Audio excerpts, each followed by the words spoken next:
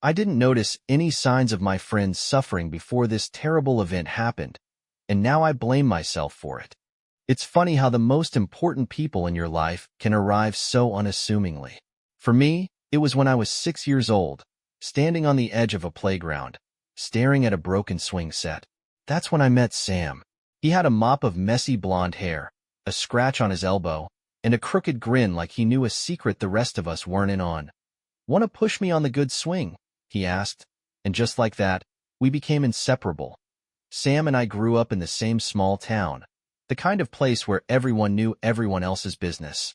My parents worked long hours, his were barely around, so we became each other's family by default. We built forts out of cardboard boxes, explored abandoned barns, and had whispered conversations under blanket forts about everything from superheroes to our dreams of getting out of that dusty little town. We weren't just friends, we were a team. Life wasn't always kind to us. Sam's mom left when he was 8, and his dad drowned himself in whiskey bottles most nights. My own family was better off, but love wasn't exactly abundant in our house either. Somehow, though, Sam and I made our own little bubble of safety. We kept each other afloat when the world felt too heavy. I still remember the first time I noticed something was wrong with him. We were 16, sitting on the roof of the old community center, sharing a pack of cheap chips and watching the sun go down. Sam was quieter than usual, his usual spark dimmed.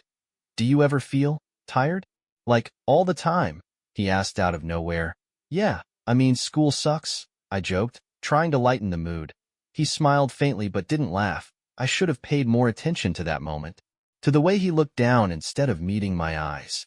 But hindsight, they say, is always 20/20. Back then, we were just two kids trying to survive. I thought we'd have all the time in the world to figure things out. I was wrong. High school had a way of breaking people down. It was relentless. The grades, the cliques, the expectations. Sam and I were on different paths. I was scraping by with decent grades, dreaming of college and escape, while Sam seemed stuck. He started skipping classes. At first, it was just a day here and there. An extra long lunch break, a sick day, when I knew he wasn't sick. But then it became weeks. Teachers stopped asking about him. Friends stopped noticing he was gone. But I noticed one afternoon. I skipped biology to find him. It wasn't hard. He had a favorite hiding spot behind the bleachers in the gym. When I found him, he was sitting on the cracked asphalt, a cigarette pinched between his fingers. "Didn't know you smoked," I said. He gave a weak shrug. "Started last month. Helps with the noise." "What noise?" He didn't answer, just stared at the horizon, where the town's water tower stood silhouetted against the afternoon sky. I sat down beside him, not saying anything. Sometimes, with Sam, silence spoke louder than words. That day, I tried to push it aside, to convince myself that Sam was just going through a rough patch. Everyone had rough patches, right? But the signs were starting to pile up. He stopped coming over to my house.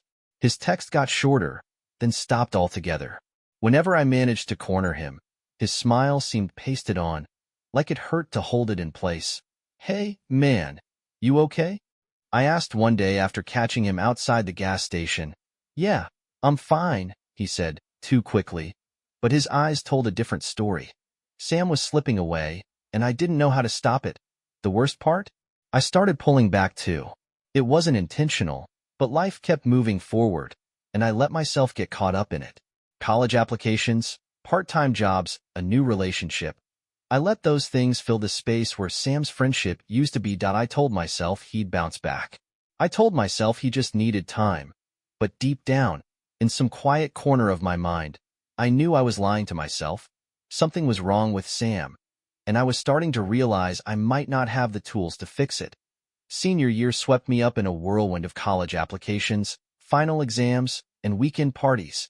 Sam, though, seemed to fade into the background, slipping further away with every passing week. He stopped showing up to school regularly, and when he did, he was always quiet. His hoodie pulled up over his head, shadows etched under his eyes. We'd cross paths occasionally, behind the gym, outside the gas station, or in the school parking lot. Each time, he looked thinner, more worn down, like the weight of something invisible was pulling him deeper into himself. I'd ask if he was okay, But his answers were always vague, half-hearted reassurances. I convinced myself he just needed space. I figured if something was really wrong, he'd tell me. But as the months passed, his absence became more noticeable. He missed my birthday. He skipped prom. When graduation day finally arrived, I scanned the crowd for him, but his seat was empty. I told myself I'd check on him after the ceremony, but then family photos, farewell hugs, and end-of-year parties pulled me in every direction. By the time I finally thought to reach out, weeks had passed. I sent him a text. A simple hollow, "Hey, miss you, man. Hope you're okay." It went unanswered. Looking back, I realized how fragile our connection had become by then. A frayed rope stretched thin across time and distance. I didn't know it yet, but it was already starting to snap. College was everything I expected: loud, fast, and relentless. Between classes, shifts at the campus cafe, and nights cramming in the library, I barely had time to breathe. But every once in a while, when things got quiet, I'd think about Sam. I'd wonder if he was still working those odd jobs people mentioned. If he was still spending nights under flickering gas station lights, or hiding behind bleachers like we used to. The weight of not knowing started to gnaw at me. One night, during winter break, I finally decided to stop making excuses. I was home for a month, and it felt impossible to keep pretending Sam wasn't a growing ache in the back of my mind. I drove to his dad's house, a sagging, one-story building at the edge of town. His dad's truck wasn't in the driveway, and the living room light was dim. I knocked on the door, heart hammering in my chest. Sam answered. His hoodie was too big for him, sleeves pulled low over bony hands. Dark circles rimmed his pale eyes, and there was a hollowness in the way he looked at me, like a house that had been emptied out. "Hey," I said. "Hey," he replied, his voice flat. There was a long pause before he stepped aside, letting me in. The house was freezing, and the air smelled faintly of stale beer. Empty cans cluttered the coffee table. A broken TV flickered faintly in the corner. Sam sank onto the couch, curling into himself as if he could disappear into the worn cushions. "You been okay?" I asked, sitting across from him. He didn't answer right away. Instead, he stared at the carpet, picking at the loose threads on his hoodie. "Not really," he said quietly. That I wanted to ask him 1,000 questions, to demand answers about where he'd been, why he'd shut me out, why he looked so gone. But I didn't. Instead, I asked, "When's the last time you ate something, man?" He shrugged. "Come on," I said. "Let's get out of here. My treat." At first, he resisted. Said he wasn't hungry, said he didn't want to go anywhere. But I didn't back down, and eventually, he grabbed his jacket, and we left. We went to an all-night diner off the highway, the kind with cracked leather booths and coffee that tasted like burnt cardboard. Sam barely touched his burger, but he drank 3 cups of coffee like his life depended on it. We sat there for hours. Sometimes we talked, sometimes we didn't. Mostly, I listened. Sam told me about the jobs he'd quit, the nights he couldn't sleep, the mornings he couldn't get out of bed. He talked about feeling heavy, about being tired all the time. Not the kind of tired sleep could fix, something deeper, something darker. He didn't say the word depression, but he didn't have to. I drove him home as the sky turned pale blue with the first light of dawn. Before he got out of the car, I said, "Sam, I'm here. I'll always be here. Okay? Just don't disappear again." He nodded, but he didn't promise anything. That night felt like a small victory, like I'd finally cracked open the door he'd been holding shut for so long. I went back to campus after winter break, but I kept texting him, kept calling. Some days he'd reply. Some days he wouldn't. But I didn't stop trying. For a while, it felt like things were getting better, but I didn't realize how fragile that progress was. For a while, it seemed like things were getting better. Sam started texting me back more often, even if it was just one-word replies. Sometimes we'd talk on the phone late at night, his voice barely above a whisper, but he was there. He even joked once or twice, and it felt like sunlight breaking through heavy clouds. I tried to keep our connection steady. I'd send him stupid memes, random photos of campus life, or tell him about the professor who always smelled like mothballs. Sometimes he'd respond with a laughing emoji. Sometimes, he'd leave me on read. But I didn't stop. One day, out of the blue, he called me. It was midterms week, and I was knee-deep in textbooks and coffee stains when my phone buzzed. "I'm thinking about leaving town," he said, his voice flat, emotionless. "Where would you go?" I asked cautiously. "Does it matter?" I put down my pen and leaned back in my chair, trying to keep my voice steady. "It matters to me, Sam." He sighed, long and heavy. "I don't know, man. I'm just tired." That word again. Tired. We talked for over an hour that night. I tried to be gentle, to let him talk without feeling judged, but by the end of the call, I felt like I was clinging to a thread, thin, fragile, and slipping through my fingers. After we hung up, I couldn't focus on studying. My mind was stuck on him, on the weight in his voice, on the cold distance in his words. I thought about driving home, about showing up at his door again, but I convinced myself not to overreact. Instead, I called his cousin, the same one I'd run into at the grocery store months ago. "I'm worried about Sam," I said. She was quiet for a long time before she spoke. "You're not the only one." She promised to check on him, to talk to him, and I felt a little better knowing someone was nearby. But the relief didn't last long. A week passed. Then, too, Sam stopped answering my texts again. Calls went straight to voicemail. His social media, barely used to begin with, went silent. I tried to tell myself he just needed space, that maybe he'd found a job somewhere out of town and was trying to start fresh. But the knots in my stomach tightened every day. And then, one cold Friday night, I got the call that it wasn't from Sam. It was from his cousin.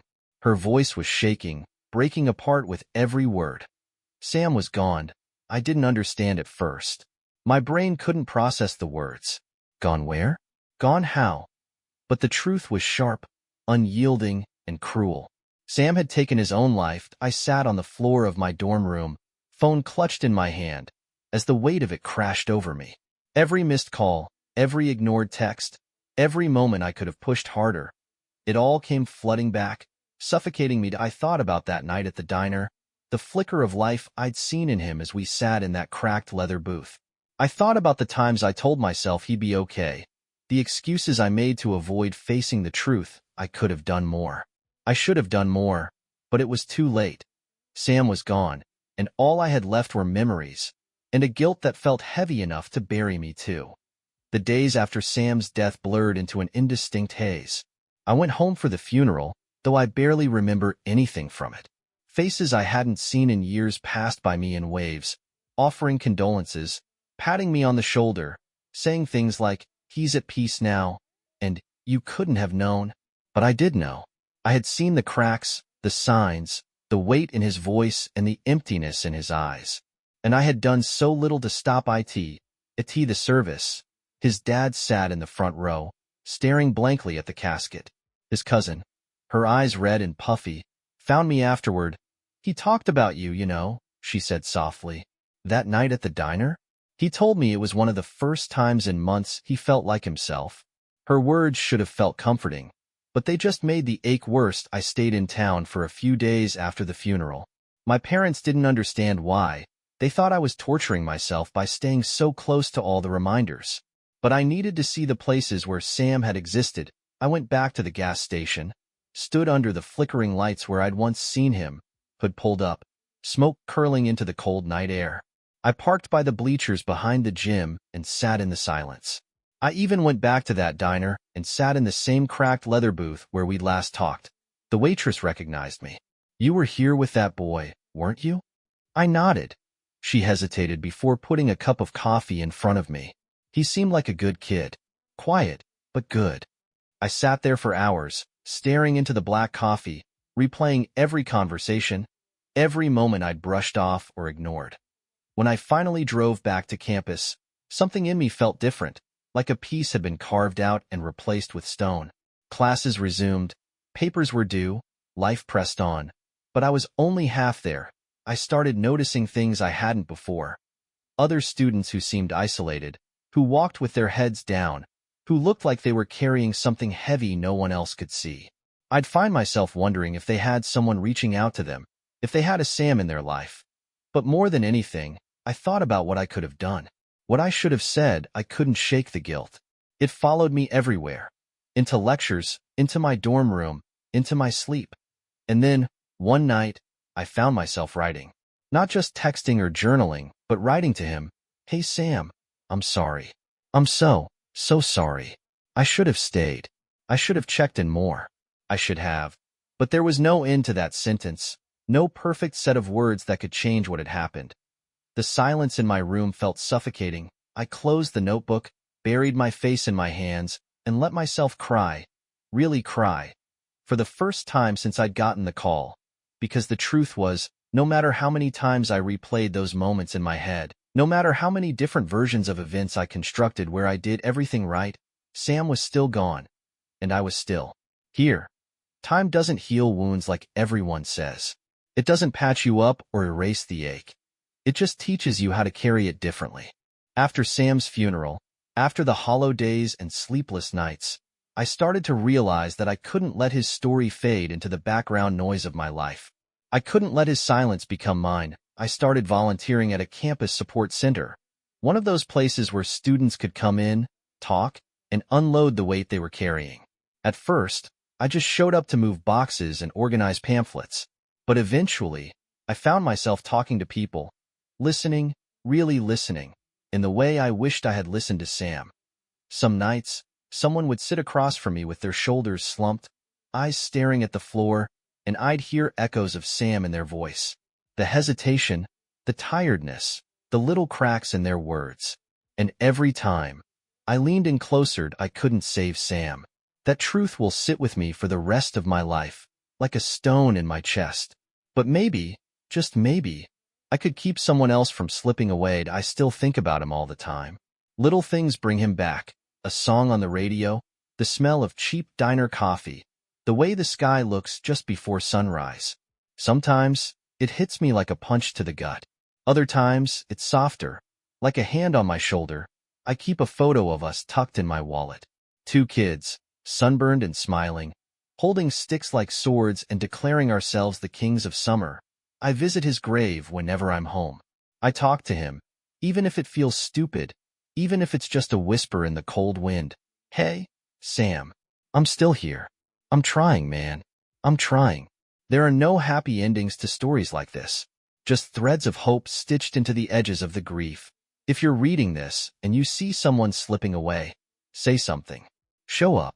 Ask the hard questions. Sit with them in their silence, even when it's uncomfortable. Because sometimes, just knowing someone sees you can make all the difference. Sam deserved more. And if nothing else, I'm going to spend the rest of my life trying to honor him by showing up for others the way I wish I had shown up for him. The weight doesn't go away, but I've learned to carry it. For him. For Sam.